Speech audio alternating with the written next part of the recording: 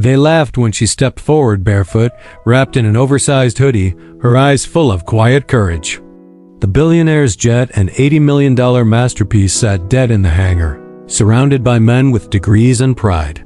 No one listened to the little girl who had nowhere to sleep, no place to belong. But then she whispered 5 words that froze the room, words that made even the billionaire lower his head in silence. Who was she? And how could someone with nothing fix what all the power in the world could not? It was a bright afternoon at the private airfield, sunlight bouncing off chrome, engines humming, money moving in silence.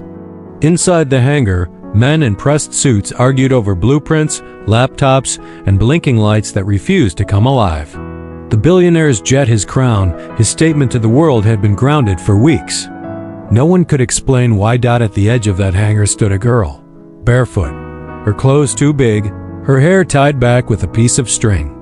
No one noticed her sweeping the floor, no one asked why she was there. She had been coming every day, picking up scraps of metal and whispering to herself, tracing wires with her eyes like someone remembering a dream. Her name was Amara, 12 years old.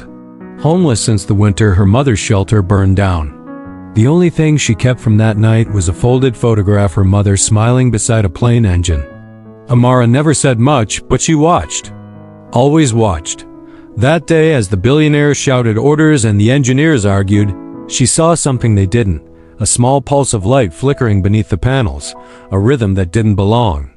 She hesitated, clutching the photo tighter. She knew those patterns.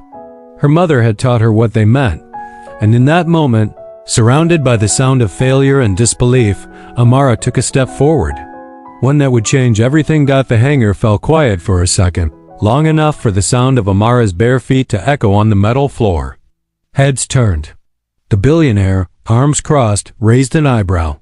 The engineers smirked, a few even laughed under their breath. What could a homeless girl possibly know about a multi-million-dollar jet? Amara didn't answer. She simply looked up at the massive machine, its wings gleaming, its engines silent. Her eyes followed the lines of wiring like she'd known them all her life. She reached out a trembling hand, not touching, just feeling the static in the air, the rhythm in the metal.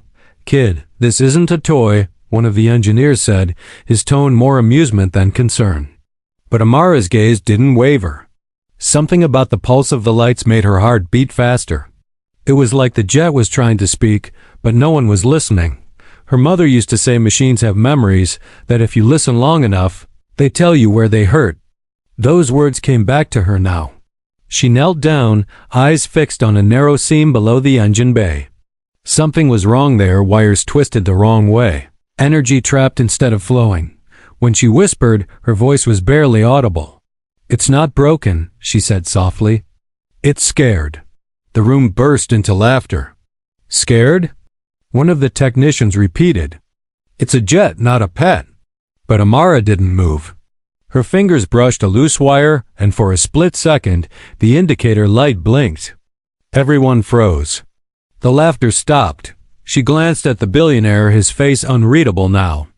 "If you let me try," she said quietly, "I can make it breathe again." The chief engineer stepped forward, ready to dismiss her, but the billionaire lifted a hand. Something in her calmness unsettled him. Maybe it was the way she looked at the jet, not like a machine, but like a wounded soul. He nodded once. "Go ahead." Amara climbed the maintenance ladder, her small hands gripping the cold metal. The air felt heavy, every pair of eyes locked on her. She found the junction box, twisted the wire the way her mother had shown her 2 turns. Then a tap against the grounding plate.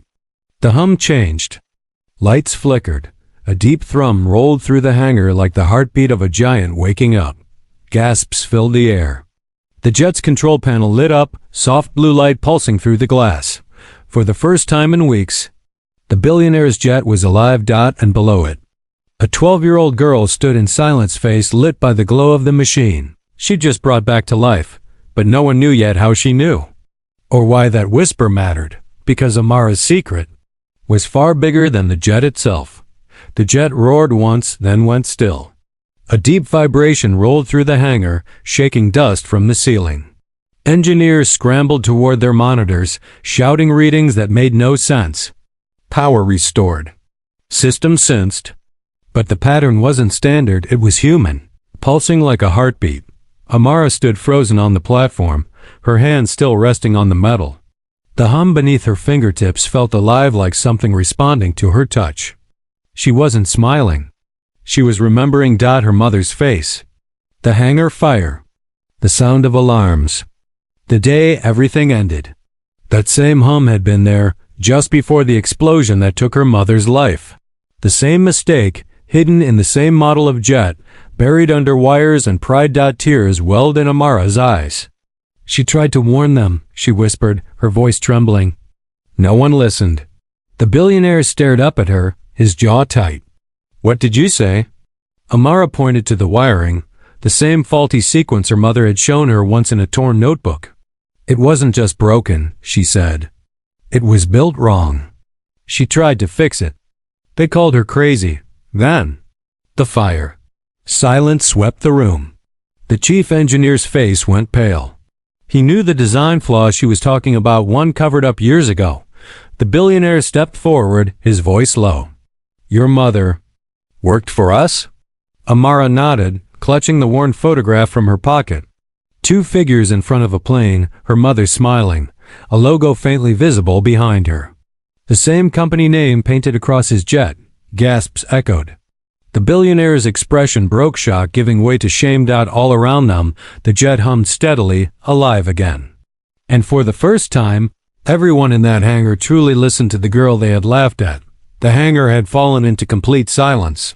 The same men who had mocked her now stood still, their pride scattered like tools on the floor. The billionaire turned away for a moment, pretending to study the glowing jet, but his eyes were wet. Amara climbed down slowly, clutching the photo to her chest. The hum of the jet followed her like a heartbeat, softer now, calmer, as if it finally understood peace. She stopped at the base of the ladder, facing the billionaire. He spoke quietly. Your mother's name was Layla Turner, wasn't it? Amara nodded. You knew her? I should have listened, he whispered. We all should have. He reached into his pocket, pulling out a handkerchief, then paused, realizing she didn't need pity. She needed to be seen. He lowered his hand and simply said, Thank you. The engineer stood in silence, watching a barefoot child walk past a billion-dollar jet she had saved, not for money, not for glory, but for the memory of the woman the world forgot. That evening, when the hangar emptied, Amara stood alone under the orange light of sunset. The jet's reflection shimmered on the floor beside her. She placed the photo gently on a workbench and smiled.